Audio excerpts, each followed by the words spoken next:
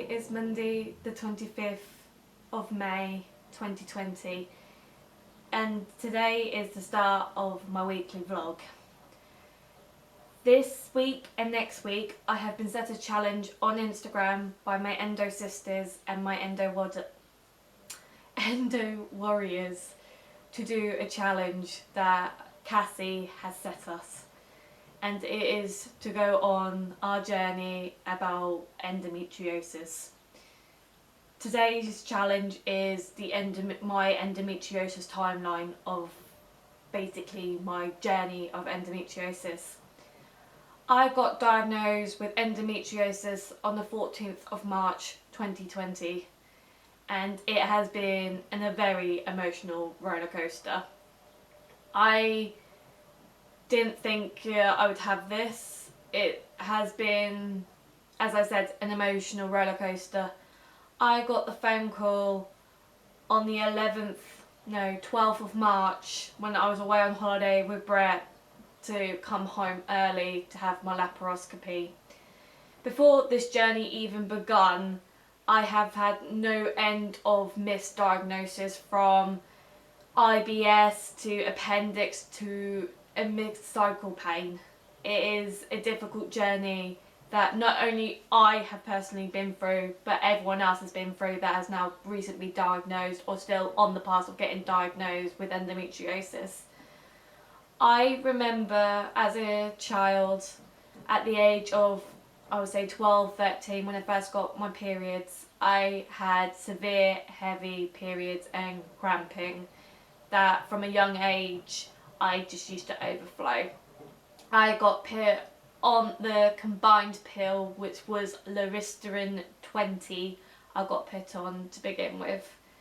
This did help, and it was a difficult emotional roller coaster that I still sometimes used to flood, and it was not pretty, and my friends describing me as if to say, what is that? Because I remember a situation that I had at high school where I flooded, and it was in a classroom and I kept it to myself and didn't tell no one.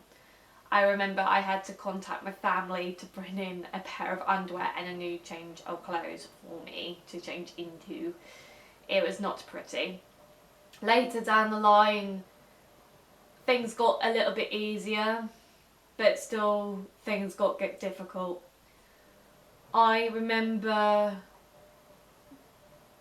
cramping really badly to the point that I used to have regular hospital admissions, to the point of I used to get misdiagnosed with mid-cycle pain, because where my pain was nothing compared to the pain that I used to have in my back. At one point I did get admitted for a kidney infection and ended up staying in hospital and was on an IV antibiotic drip. This still wasn't a diagnosis that I wanted. It came to the point of only recently that I had to change my pill. I went from the combined pill to the mini pill, and I will admit it has helped a lot that I'm not bleeding anymore. I'm not in as much cramp as I used to be. I still get cramps when I have my period, when my period is due, but it's nothing compared to when I was on the combined pill and I still bled. It came to the point of no end, before I had got put on the mini pill, no end of admissions that they thought I had an appendicitis.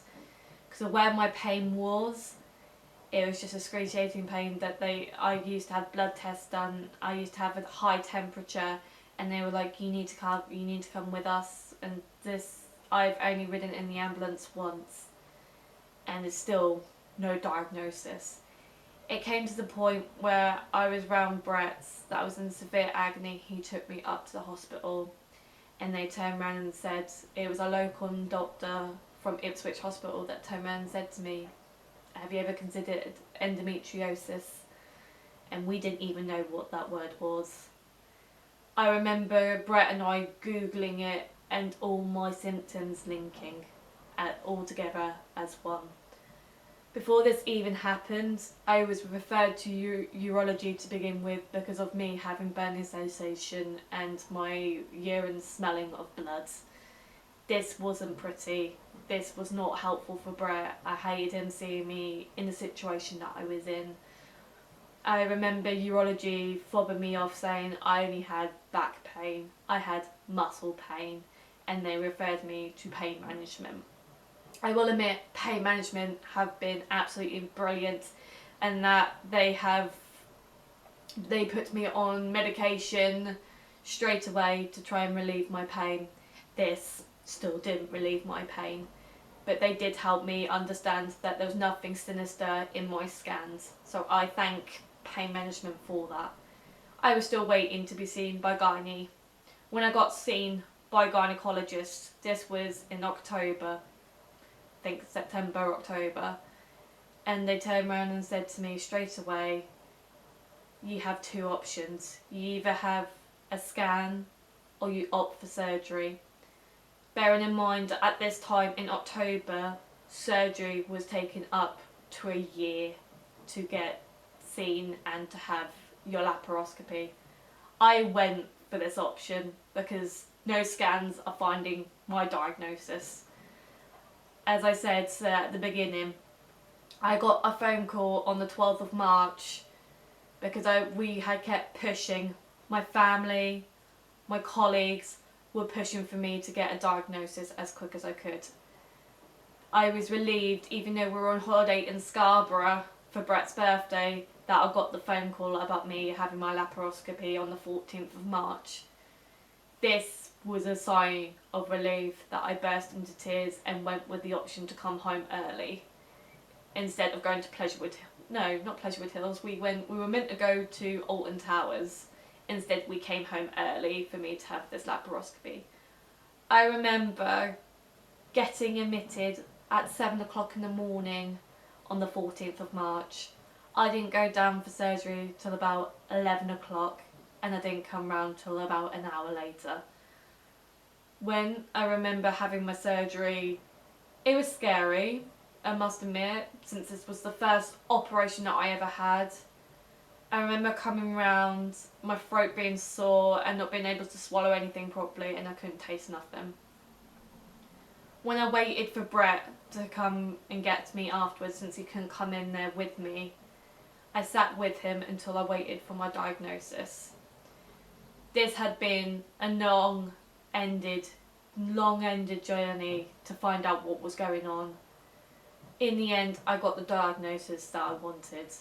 I remember sitting with a consultant and he got my photos up from the last laparoscopy, and my heart skipped a beat, and he looked at me and said, you know what it is, don't you? And I said, this is endometriosis. And he goes, yes, you have endometriosis. He didn't tell me what stage, he didn't tell me how severe it was, but he did say I had endometriosis. I am still on my journey to finding out if it's been spread anywhere else. They found mine on my bowel. I am lucky compared to everyone else that might have it on their ovaries or their fallopian tubes, and still people still struggle to get on with their day lives. I, on the other hand, do have flare-ups now and then, and it's not pretty, and it's not fair on my partner either. But this is my timeline, and this is the beginning of my journey. I hope you follow me on my journey into this week's weekly vlog. So I'm going to say peace out for now, and I hope you enjoy this story.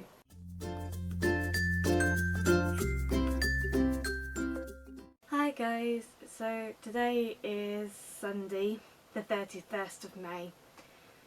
I haven't done my EndoGames challenge, so today the next 6 videos I'm now about to record are going to be the days to match up the questions for the EndoGames challenge. So I will say now, Cassie, that I do apologise for each day that I haven't completely filmed, but from tomorrow, since I am now off for a week, I've got no excuse to sit in the spare room and record every single day separately. So I've actually got it up on my phone, the photo, screenshotted from your Instagram account. So I'm now going to do Tuesday's. Tuesday's question was, what are your symptoms? So my symptoms are mainly a lower back pain down my right hand side, like where my kidneys are, and lower right hand side, like where my appendix is. I have pains there mainly when I'm due for my time of the month. I don't bleed because I'm on the mini pill, and I get excruciating pain that sometimes I cannot get out of bed. I do sometimes suffer with nausea. I don't end up being sick, but it comes to the point that I do have my head over the toilet, but I don't end up being sick at all.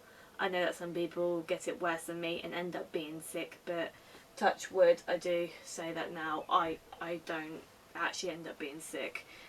But they are mainly my symptoms, and sometimes I end up with sometimes a urine infection, because it comes to the point that I pass urine too much that it starts burning, and I feel like that is a symptom that is linked in a way. And then sometimes I do end up constipated, or sometimes I end up with diarrhea. So it just depends on the day on how I feel.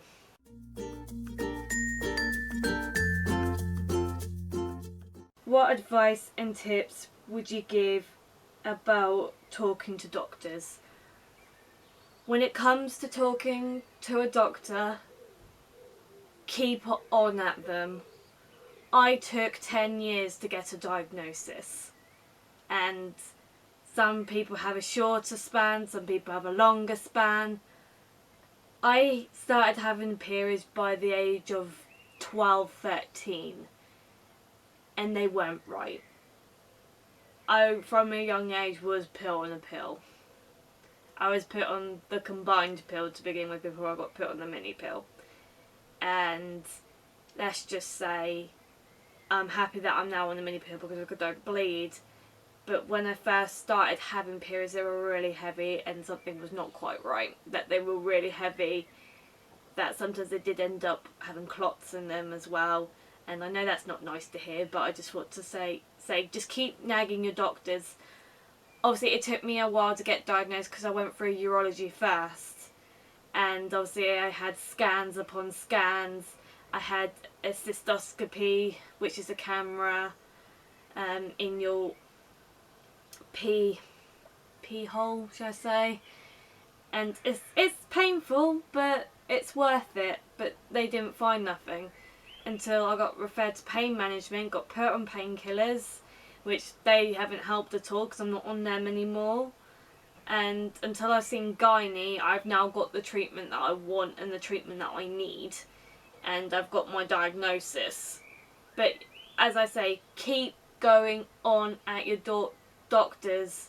Say that you got a water infection, say that you're in pain when you bleed or when you pee or even when you go to the toilet. Just keep nagging at them, because otherwise you won't get any further. For us lot, some of us took years to get a diagnosis. And I know that you most probably feel relieved when you get a diagnosis. Yeah, I was one of them. I was one of those people that was so relieved when I got a diagnosis that I know what was causing me pain. But not everyone gets the right diagnosis. But please, I beg of you, just keep going on at your doctors. Even if you have to take a photo of a dipstick if you're work for the NHS, or if you go to the doctors, or you know someone that can get you dipsticks and you can do it at home, take a photo of it and just keep nagging at your doctor saying, this is what I've done today. Does this look right to you? Because that was me. That was me every day at work, when I now actually have learned how to read a dipstick on my own because of how many times I've taken one myself. Now, I'm not a nurse.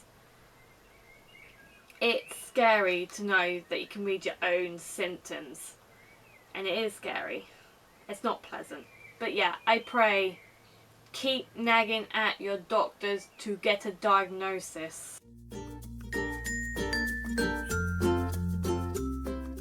How has endo changed your life? In a way, it has changed my life for the better, and it has changed my life for the worse. It's an emotional roller coaster. Sorry, I've got an itch. It's made my relationship tougher, but it helps me to understand what I can and can't do in a way. There's days that I can be full of joy, full of energy, to days that I just want to curl up in bed and not get out of bed at all. It has changed the way you could look at mine and Brett's relationship. That I am going to put it out there, we're not as sexual as most probably couples are. We can't have sex because it hurts. And yeah, I have just said that on camera. It comes to the point that sometimes I can't get intimate with him because I'm scared of myself hurting not only him but myself. It's not pleasant. But we still have cuddles, we still cuddle up, we still have our moments. But it's not like every cute couple that wants to be a bit more loving, if that makes sense. But yeah, it has affected my life quite a bit. There's some things that I can't do, some things I can't eat. Like, for example, I have started to notice there's some foods that I can't eat properly because it gives me gut ache. But at the same time, I've been told that I suffer with IBS. So where my endometriosis is, which is on my pouch with Douglas, it also is connected to my IBS in a way because of where my endometriosis is, and I've been told that I shouldn't really be eating red meat. So it's a bit like, I could eat this, I can eat that, but I can't really eat that because that might give me gut rot. And yeah, so it has affected me in a number of ways. Like, I used to be able to stand at the sink and do washing up non-stop and I'll be absolutely fine. But now I have to do like individually, like do one lot, take a break, do another lot, take a break. And that's the same with Brett because Brett has problems with his back that he might have sciatica. We don't know that yet. But it's weird to think that my condition can affect me in different ways and in different forms. Like my symptoms is not the same as someone else's. Well, it could be the same as someone else's, but they might have their endometriosis somewhere else. But yeah, mine has affected me in different ways.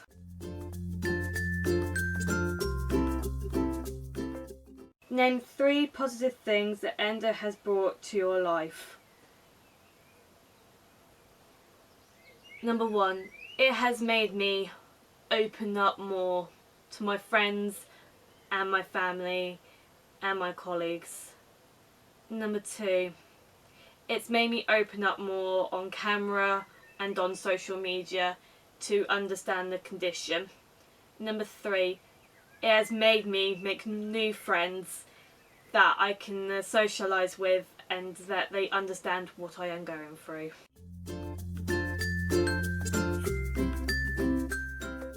What does a flare-up look like for you and how do you manage a flare-up? So my flare-ups usually happen during my time of the month, which isn't pretty. And what happens is I get an excruciating pain, I don't think you can see on the camera, but where I said when my pain is, in my lower right hand side of my abdomen, where your appendix is, or where your hip bone is. My pain is generally in that area, and in my lower back near my kidneys. That's why I've been mistreated as kidney infection in the past, or kidney stones. And it comes to the point that I cry, I can't physically move, that I have to lay down and have to get a hot water bottle or a heat pad. and that could last up to 3 to 4 days, because that's how long I usually have my period for. It can come for a week half the time, so it could come early, or sometimes it starts later. It just depends on how I'm thinking, how I'm feeling, and if I'm stressed at the time as well, it's even 10 times more than that. And it comes to the point that I don't want Brett anywhere near me at all. And it's not nice. I hate it. I curl up in the ball and he goes, "Are you okay?" And I'm just like, "Don't touch me, don't come near me." It's like, basically, leave me alone. And yeah, I hate it. It's horrible.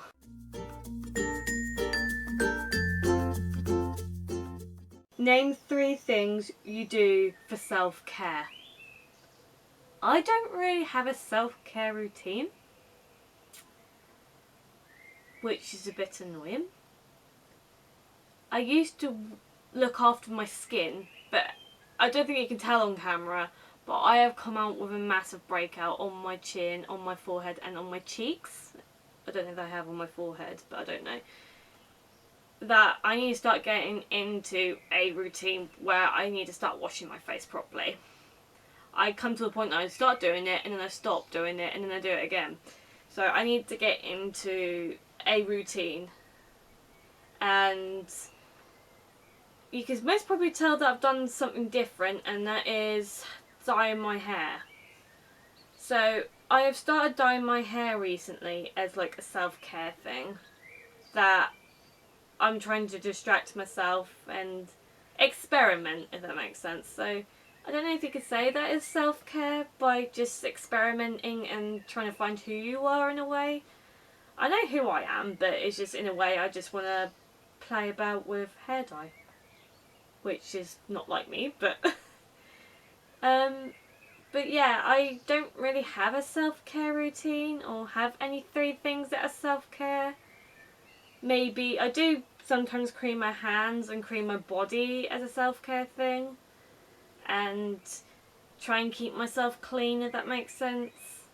Like, I help Brett clean my uniform and everything every day, help clean the washing, do little things around the house just to keep myself happy and myself like protected in a way. I don't know if that counts, but yeah, I just think it sort of does.